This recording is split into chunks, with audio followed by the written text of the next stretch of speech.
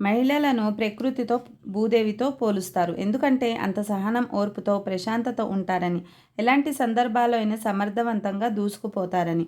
ఇంటిని చక్కదిద్దుకోవడం మొదలుకొని పిల్లలకు చక్కని భవిష్యత్ నిర్మాణం వరకు ఇంటి ఇల్లాలు పడే తపన ఇంత ఇంత కాదు.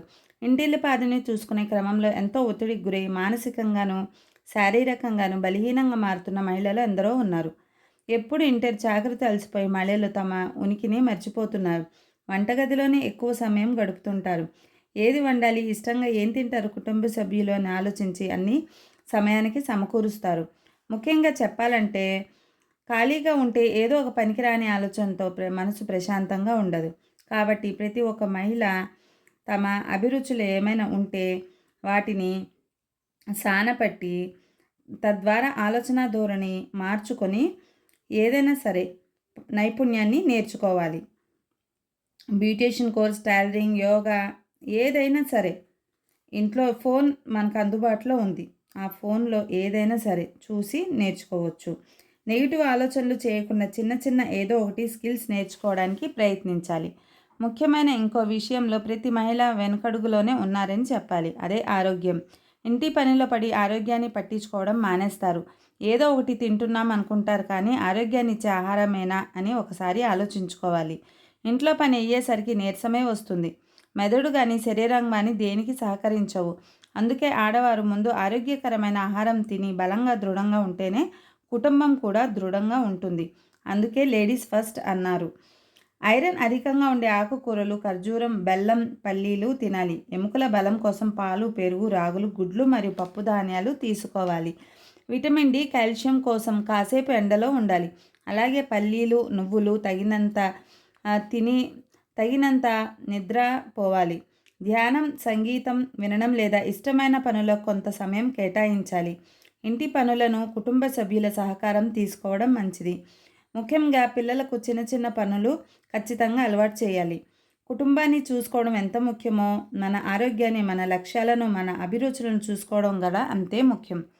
మహిళల విటమిన్ డి3 లోపం ఎక్కువగా ఉంటుంది. ఎముకల బలం కోసం 35 సంవత్సరాల వయసు నుండే తగిన జాగ్రత్తలు తీసుకోవాలి. సంవత్సరానికి ఒకసారైనా పరీక్షలు చేయించుకోవాలి. కాల్షియం ఎక్కువగా ఉండే ఆహారాన్ని తీసుకోవాలి. మరీ ముఖ్యంగా ఉద్యోగం చేసే మహిళలు వర్క్ లైఫ్ని ఇంకా వ్యక్తిగత జీవితాన్ని బ్యాలెన్స్ చేయాలంటే మానసికంగా, శారీరకంగా ఫిట్గా ఉండాలి. ఆఫీస్లో పని ఎక్కువగా ఉన్న సందర్భాల్లో ఒత్తిడి సహజం. అందుకే యోగా, ధ్యానం వంటివి చేయడంతో పాటు వాకింగ్, జాగింగ్కి ప్రాధాన్యం ఇవ్వాలి.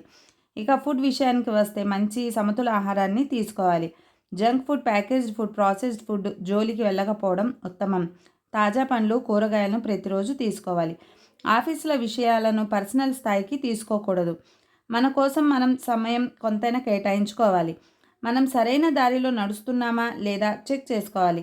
అవసరమైతే చిన్న చిన్న మార్పులు చేసుకోవాలి. పర్సనల్ లైఫ్లోనూ ఇదే వర్తిస్తుంది. కొలీగ్స్తో మంచిగా మసులుకోవాలి, కానీ ఎవరు ఎలాంటి వారో తెలుసుకొని ఉండడం మంచిది.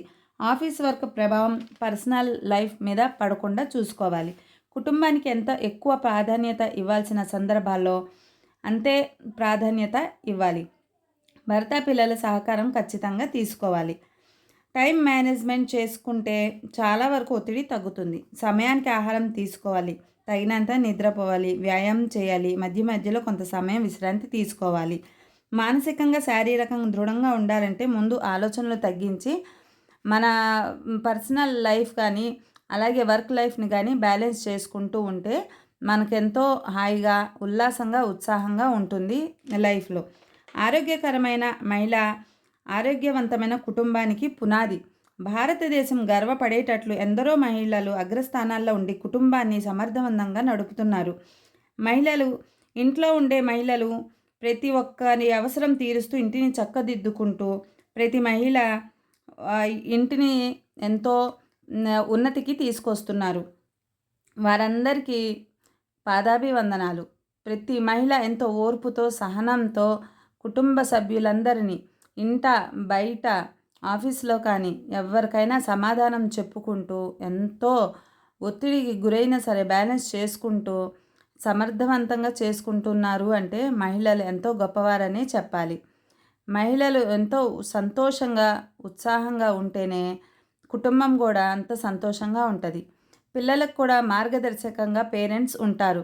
అదే జెంట్స్ అయినా లేడీస్ అయినా ఎవరైనా సరే పిల్లలకి చాలా తోడుగా ఉంటారు. భారతదేశం యొక్క స్త్రీ ప్రాధాన్యత చాలా ఉంది. కుటుంబాన్ని నడపటమే ప్రాధాన్యం.